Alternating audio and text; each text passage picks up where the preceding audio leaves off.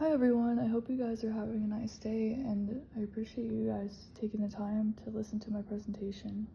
As you can see here, we have a lovely picture of Katherine Johnson here studying at the NASA Research Center. We'll talk about her more later, but today we're here to talk about some famous leaders and think about, were they ethical, or are they ethical or unethical? What makes them ethical? So the leaders I chose are Katherine Johnson, Marcus Aurelius, and Elon Musk.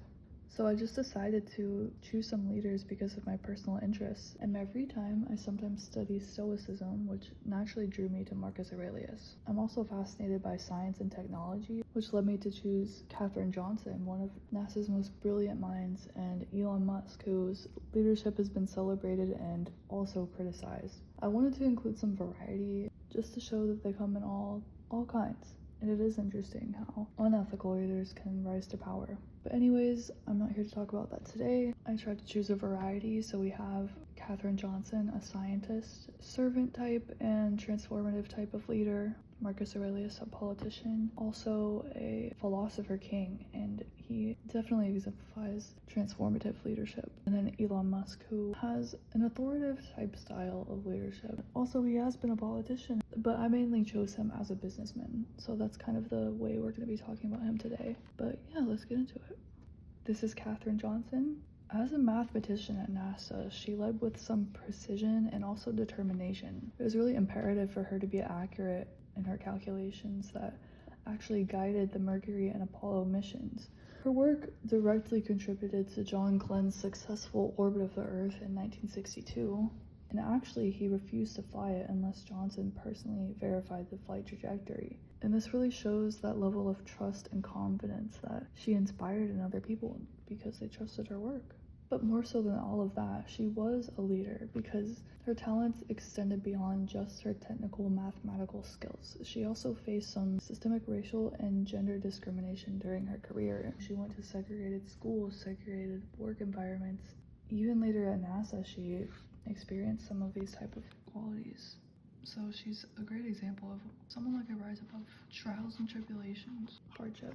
That's really important for a leader to have. Even though she faced all these hardships, she committed to her truth by pursuing precision. But she continued on pursuing her mathematic career, continued being excellent in every calculation she made. During her time at NASA, she also mentored some younger scientists, and particularly women and minorities, which paved the way for a more inclusive opportunity in science. So because of this, I think her leadership can be described as transformational and servant leadership.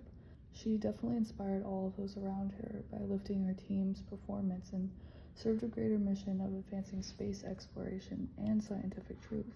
So I would say Katherine Johnson is definitely an ethical leader because of the discrimination she had to face and her belief in the value of her work and how she always advocated for fairness and helped others, all hallmarks of an ethical leader. And then a political leader, Marcus Aurelius, he was also an ethical leader, and some traits that made him an ethical leader were he was known for his discipline and his humility. And since he was able to balance political power with such humility and also justice, he gained a lot of trust from his followers. And also one of his first acts as an emperor was to appoint his brother as co-emperor. And this really showed fairness, loyalty, and a willingness to share authority, which is very, very virtuous and very, very ethical. These are all great qualities that are rare in absolute rulers, honestly. He also practiced what Stoics call premeditato, which is envisioning potential hardships that can prepare him for them in advance. It really showed prudence and wisdom. I think that Marcus Aurelius is a transformative leader because he left behind a book called Meditations. This was a journal to himself, but it's still a record of his guiding philosophy, which he did instill when he was a leader. He described how to live and govern with integrity, humility, and compassion, all of the qualities that he always used to lead. I think it's rare in history for leaders to have been transparent about their values in personal life, and while he is a very good example of an ethical leader, there are some unethical leaders out there. It's debatable, but there are definitely qualities about Elon Musk that are unethical. So he gives us a more complex and controversial example because he's widely admired for his vision and relentless drive, but also his leadership has been criticized by a lot of people, especially the people that work for him. I'm going with the fact that his style is authoritative and heavily micromanaging. He sets extremely high standards and expectations, which demand long hours from his employees. In some findings from a report by The Street, some employees described him as unapproachable, and that is definitely not a quality we want in a leader. As a leader, you want your followers to look up to you in a way, but even going beyond workplace culture, his business decisions also raise some questions.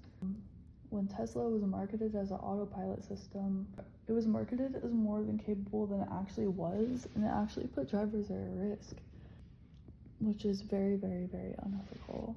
And while he definitely pushes for innovation and pursues very ambitious goals, all of these examples show that his style often prioritizes results over responsibility and virtues like honesty.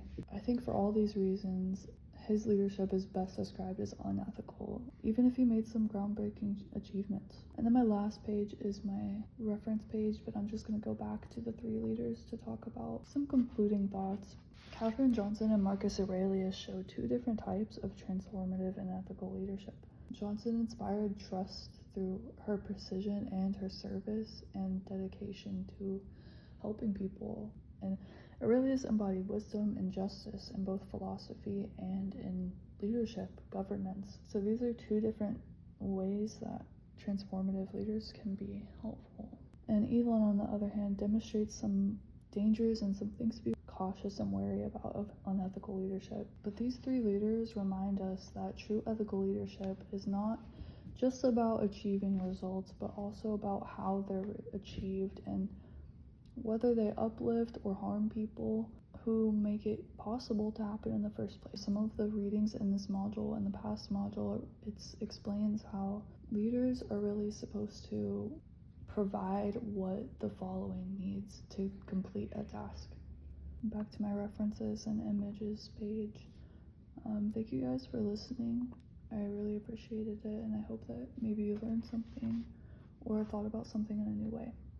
Hope you have a great day. Thank you so much.